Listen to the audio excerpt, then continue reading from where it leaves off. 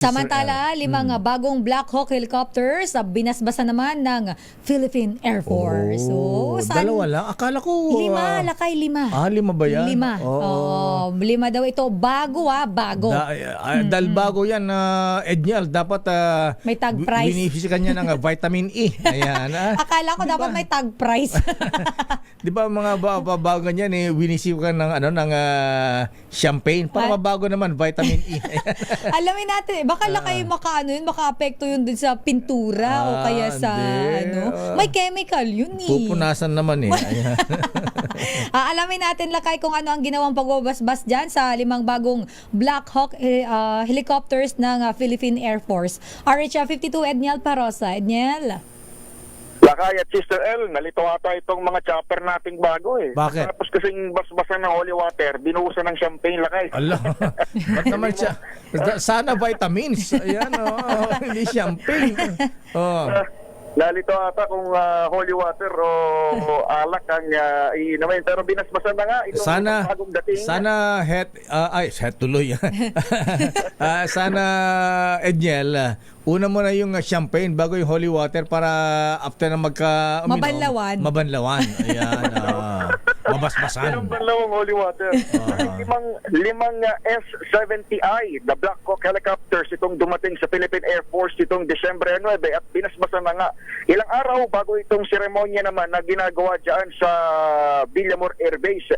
Isinagawa itong seremonya sa Haribon Hangar sa Clark Air Base sa Pampanga bago ang change of command ceremony para sa bagong commanding general ng Hukbong Panginpapawida. Ayon kay PAF spokesperson Colonel Bon Castillo, bahagi itong limang choppers ng 32 units na kinuha mula sa PZL NIREC ng bansang Poland sa bisa ng Horizon 2 ng AFP Modernization Program. Unang dumating yung first batch ng limang Black Hawk noong buwan ng Hunyo. Teka, December Edniel, itong second batch, Lakay. 32 units kamo ang bibiling helicopter? 32, Lakay. Bakit Wow. meron na tayong 10? Yung unang 5 dumating noong June at nagagamit na yan kapag may mga bagyo, yung mga pangatid natin ng relief goods. At itong second batch, 5 ulit. Ngayong December dumating, so meron na tayong 10 out of 32 Black Hawk helicopters, Lakay. Ayan, dami. Yung fighter jets, ilan? Fighter jets, Lakay, babalikan kita dyan, pero ongoing pa rin, di ba, lalapat ang pangambangan natin, maapektuhan yung AFP Modernization Program dahil may 10 billion, 15 billion pesos rather. 15 billion? Bawas. Ayan, isa yata sa ibabalik ng presidente, gagawa ng paraan, ha? Ayan, pagkatapos yan, pwede bang... Kaya naka-itemize na yan Sana yung pondo ng yung mga ayuda ilagay na lang dyan. Pambili ng fighter jets saka mga warship. Ala tayo yan ha? Ilan-ilan lang yan. Saan ka na, Edniel? Nawala? Ba't itong Black Hawk hindi naman yata kulay black, ba't kulay puti o gray? Para siyang lakay, baka sa lighting. Dark gray. Sa lighting yan. Mukha siyang dark na gray. Oo nga, hindi black Ayan hindi siya yung super black. Sana si Edniel? Nilipad na ng chopper. Ayan. Dinala na sa West Philippine Sea. Ayan. Okay, maraming salamat, Edniel Parosa. Ayan, Edniel. Ayan. Edniel. Ba't hindi kulay black yung Black Hawk helicopter? Ba't kulay gray yata? Dark gray? Lakay, darkish yan, darkish.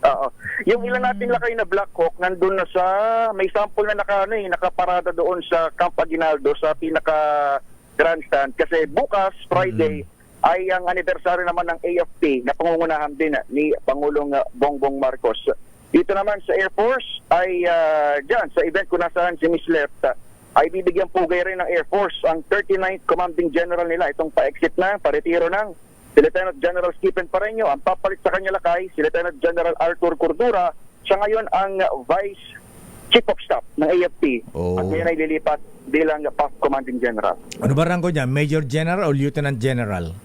Lieutenant General din Lieutenant Lakay. General. Si 3-star. General Cordura. Siya ang number 2 man ngayon ng AFP at lilipat bilang hepe ng Philippine Air Force. Pilot siya talaga, ha? Piloto siya talaga? Ang alam ko Lakay, si General Pareño ang piloto talaga dahil si General Cordura kung di ako nagkakamali, galing sa Army eh. Itong si General Cordura. Okay. Ba't napunta na Air Force? Ayan. Alamin pa natin lakay kung ano. Pero sinabi naman ni Colonel Bon Castillo na kung sino man yung mga nasa shortlist, malamang sa malamang, syempre, yan ay may characteristics at qualifications qualified. para manguna doon sa target nilang vision ng Air Force lakay at Stella. Magtatanong mga taga-Air Force, ba't kumapa ng taga-Army? Diba, Mr. Jeff Delgado? Good morning, Mr. Ayan, kumusta ka na? Okay, maraming salamat, Edniel. Balik sa inyo lakay at Stella. Dummy.